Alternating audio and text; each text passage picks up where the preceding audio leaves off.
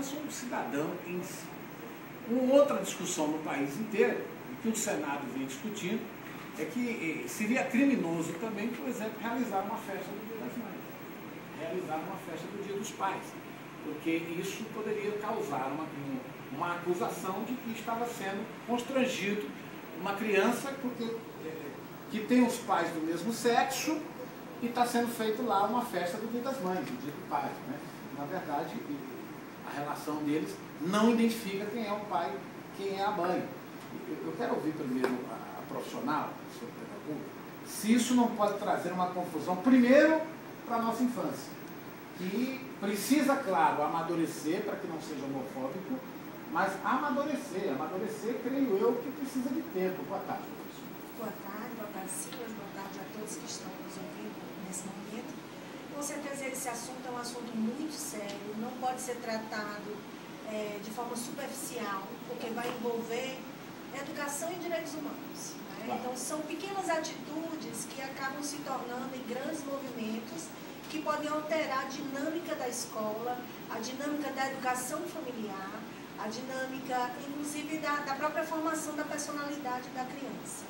Né? Então, como psicopedagoga, eu tenho uma experiência clínica que me demonstrou a importância das relações parentais, da relação pais e filhos, da formação da família e o reflexo dessa formação na vida profissional, na vida do homem como um todo.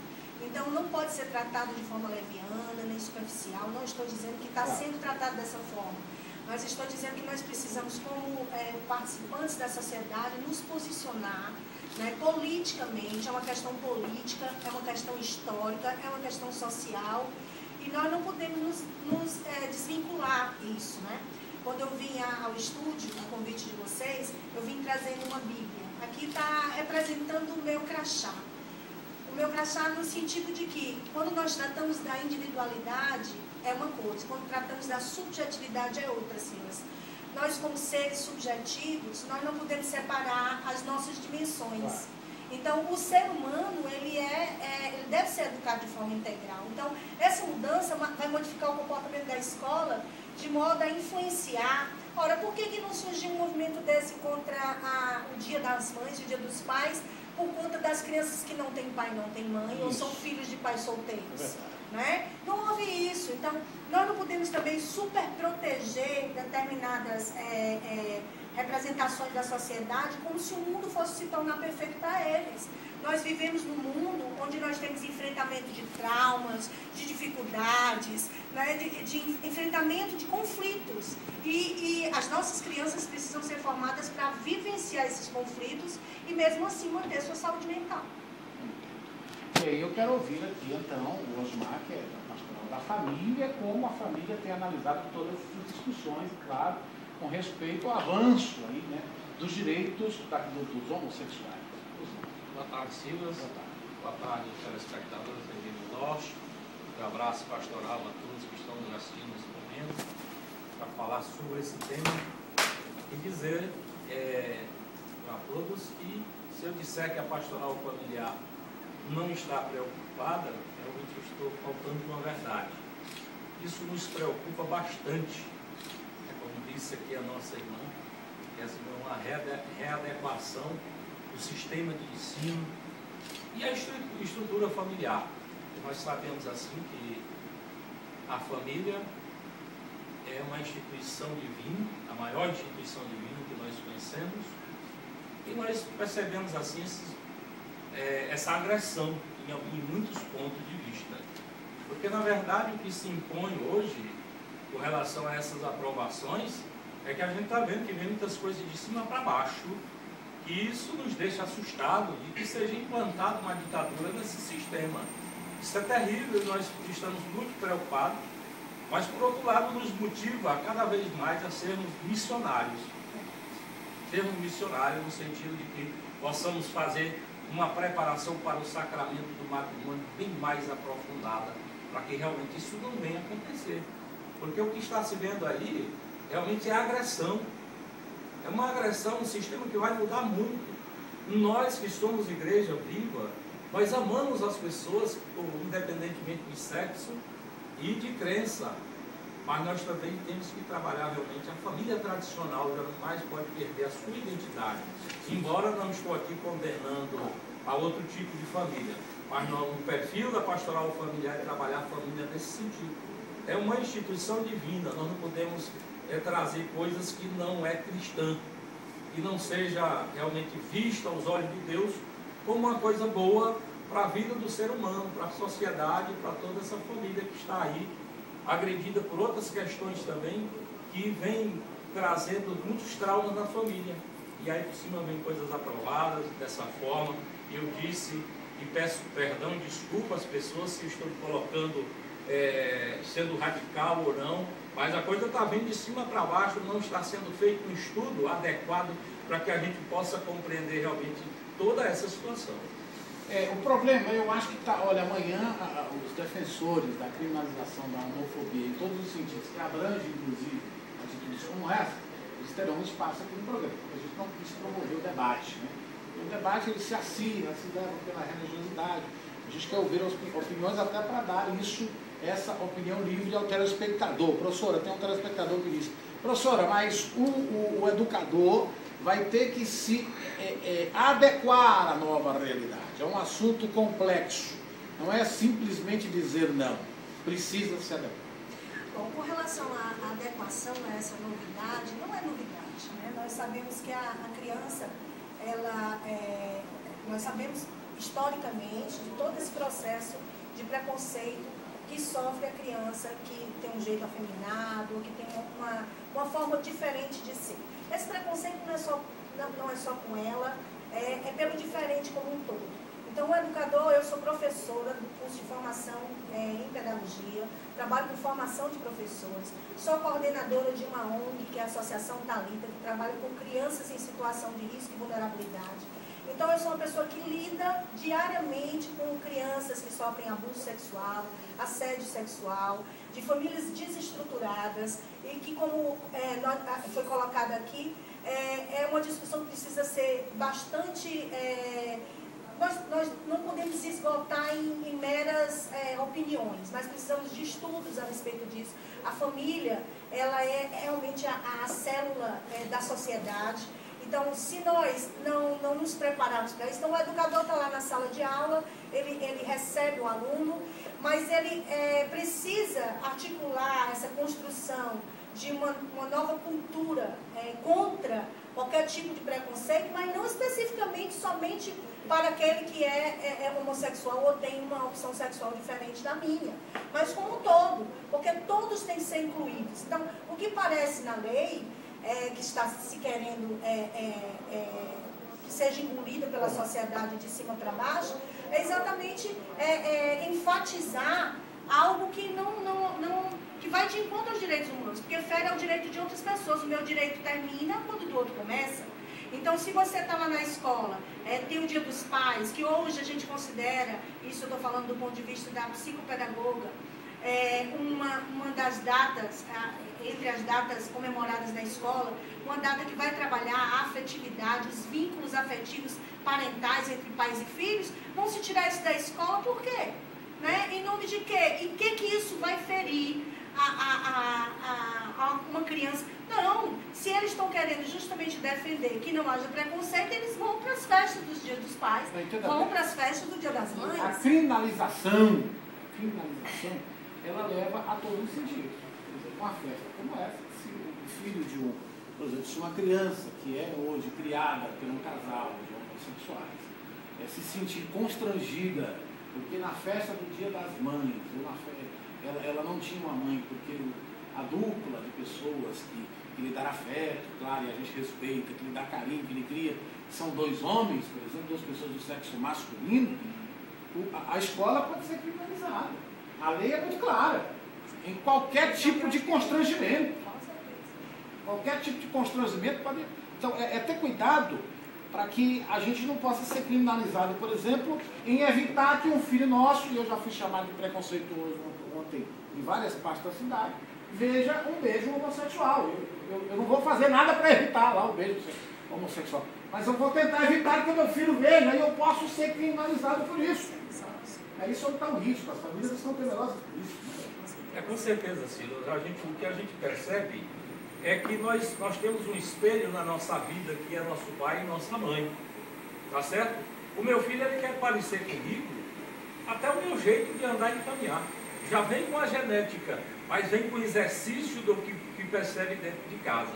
E você já pensou uma criança que vai criar por duas pessoas, ou por duas mulheres, ou por dois homens, ele vai se espelhar em quê? Qual é o estilo dele? Como ele vai realmente ter essa referência? Isso é uma preocupação, sim.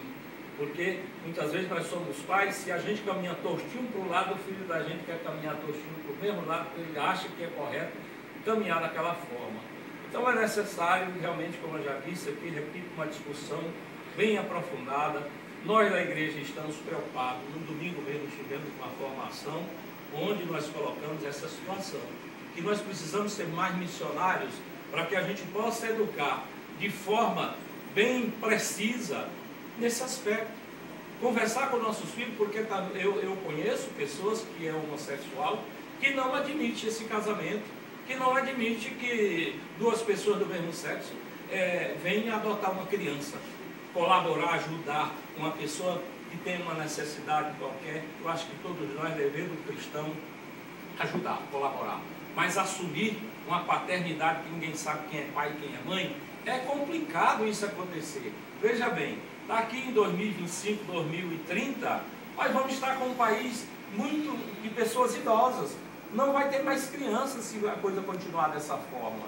Então é necessário que a gente faça uma discussão para se ver onde é que vai chegar tudo isso. A família, a instituição maior, como eu já disse aqui, está sendo ameaçada, agredida, muitas vezes por esses pontos de vista. E isso realmente querem que a gente aceite de cima para baixo. E eu venho chamando isso mesmo como cristão. Isso é uma ditadura que está se implantando no Brasil e que precisamos ver com bons olhos e abrir mais uma discussão. Discriminar jamais, nós como cristão, como igreja, vamos discriminar nenhuma pessoa que seja homossexual, de forma nenhuma. Conheço várias pessoas que é homossexual, que é uma pessoa agradável, que é uma pessoa amada e que a gente ama, abraça e não sem nenhuma discriminação. Mas também respeito a família tradicional, não admite. Isso aí a gente tem conversado bastante e é preciso realmente que nós como igreja, não só a igreja católica, mas qualquer igreja, nós precisamos discutir mais isso aí. Agora não precisamos radicalizar, porque aí quando vamos radicalizar nós já estamos discriminando. Olha, nós temos que combater a homofobia. Isso é um crime. Agora temos que ter cuidado na hora de criminalizar isso, porque alguns atos culturais não são atos violentos, né, que nós podemos estar sendo criminalizados por isso. Por exemplo, lá em Zé de Freitas, um professor do ProJovem colocou um aluno para fora do programa porque era gay. Esse merece ser criminalizado. Porque aí é um preconceito grande, não pode. Né? Mas aí, entre você querer preservar a sua família hétero, né? Queira ou não queira, é a maioria, a gente tem que ser verdadeiro, né? E aí você está criminalizando, por exemplo, o cara dá um exemplo bom aqui. Se você usar a camisa, eu sou 100% gay, não vai ter ninguém para te criticar. Agora, se você sair aqui no programa como esse meu, com uma camiseta, eu sou 100% hétero, está arriscado eu ser processado, eu ser criminalizado como um ato de homofobia. Então a gente precisa ter cuidado com isso. Eu posso assumir a minha posição quanto família, quanto pai de cidadão, sem ofender os outros, né, professor? Só não acha que o caminho seria esse? Com certeza. Eu queria até retomar a discussão, né, desse projeto que está em discussão hoje, a respeito da identidade da pessoa no documento, né, da filiação. Quer dizer, isso é negar a própria história do indivíduo. Quando a gente vê crianças e adolescentes que entram em verdadeiras crises existenciais porque querem descobrir quem são os seus pais biológicos. Então, nós não somos, assim, recortes de pessoa. Nós somos uma pessoa integralmente, queremos saber das nossas origens, sentimos falta de saber, inclusive, a razão, o porquê que fomos abandonados, que fomos rejeitados. Isso faz parte da nossa estrutura emocional. Então, tirar o documento não vai diminuir o preconceito. Porque faz parte da nossa história. Eu sou filha de um homem e de uma mulher, não existe outra forma de vir um ser humano ao mundo, a não ser por um homem e por uma mulher. Então, ele está lá registrado o nome, mesmo quando há negação, tem a filiação, quem é a mãe daquela pessoa. Então, você negar isso é negar a própria história, então é um retrocesso. Então, é claro que existem documentos de adoção, essa adoção pode ser defendida hoje, né, por uma representação da sociedade, que é a adoção por casais com relacionamento homoafetivo, mas aquilo já faz parte de uma outra história. A nossa formação, a nossa criação, que nos deu origem, não pode ser negada. Então é preciso que a gente perceba isso. Então, outra coisa também é esse movimento acirrado que nós estamos vendo, que acaba sendo, de fato, uma discussão muito mais de cunho religioso do que outra coisa. Eu fico com medo de não ser uma conquista de espaço, mas sim uma imposição. Por que não discussão de políticas públicas verdade, em favor da família? É verdade. Nós discutimos políticas públicas para tudo, então não vamos discutir. O ser humano precisa ser respeitado, é bom que se diga. Eu não sou contra a relação de dois seres humanos. Absolutamente. Eu acho que os seres humanos, eles tomam uma atitude que queiram. Agora, que respeitem também os outros. Do jeito que querem respeito, a gente tem que ser respeitado. É isso. Mas vocês têm o seu direito, amanhã terão a sua fala aqui, porque tem muita gente dizendo, Silas, cuidado com o que você fala. Tem muitos gays que são filhos de casais héteros e de famílias sólidas. Claro, gente. Tem sim, sem nenhum problema. E tem que ser respeitado. O casal, o pai não pode... A família também não pode ser homofóbica, não pode ter preconceito contra os filhos. Isso existe, claro, não tem dúvida, até uma grande maioria. Não é porque o pai e a mãe são héteros que não vai ter um filho gay. Eu não creio nisso, né? Eu não creio nisso. Eu estou crendo nas imposições, né? Mas eu preciso passar para os convidados agora, para vocês discutirem, porque eu fui dizer que uma doutora que desligava a parede lá em Curitiba não acreditava em Deus, está aqui o processo. Fui para as barras da justiça. Chegou hoje. Porque eu não acredito que quem desliga aparelho acredita em Deus. É uma opção minha, né? Quem precipita a morte de alguém acredita em Deus. Foi o que eu disse. Se eu disse algo a mais, estaria errado. Então, vocês acham então que temos que buscar cautela, né? Neste momento. Cautela, né? Muita cautela. Eu acho que muita conversa, o diálogo, com certeza, é uma saída. O que nós temos orientado como pastoral familiar, temos recebido os problemas, às vezes a família nos procura o aconselhamento. O que a gente tem que diálogo é abrir um diálogo, uma discussão com o filho que é homossexual e deixar as coisas bem claras e dizer que realmente não pode, não deve. Esses que vieram me procurar, conversaram comigo, disseram que são contra, que não casariam jamais e nem adotariam um filho, poderiam até ajudar uma família pobre a cuidar de uma criança. Isso realmente muitas pessoas fazem. É esse o diálogo, o que a família tem que fazer, é assim. Não pode deixar para lá nem discriminar, porque também nós sabemos, são pessoas que são discriminadas em primeiro lugar da própria família. Olha aqui a participação dos Macilas. Toda criança adotada por um casal homossexual foi gerada e abandonada por um casal hétero. Não tem dúvida. A maioria das coisas não estão. Eu pelo menos não tiro esse direito. Os héteros são muito errados também. Não, mas aí eu já entro nessa discussão para dizer, quem me garante que realmente eles são heterossexuais? De repente, ele abandonou justamente porque teve uma relação bissexual, teve uma relação com uma mulher e não quis o filho. Então isso não é garantia, não pode ser um rótulo que deve ser chamado para os heterossexuais, né? Quer dizer, é do ser humano, a discussão aqui tem que estar no âmbito do direito do ser humano e não dos homossexuais ou dos heterossexuais. Eu trabalho com crianças que foram abandonadas e com crianças que têm famílias e mesmo assim são abandonadas em todos os seus direitos. Então é preciso sim que esses movimentos existam, mas em busca de políticas públicas em favor da família.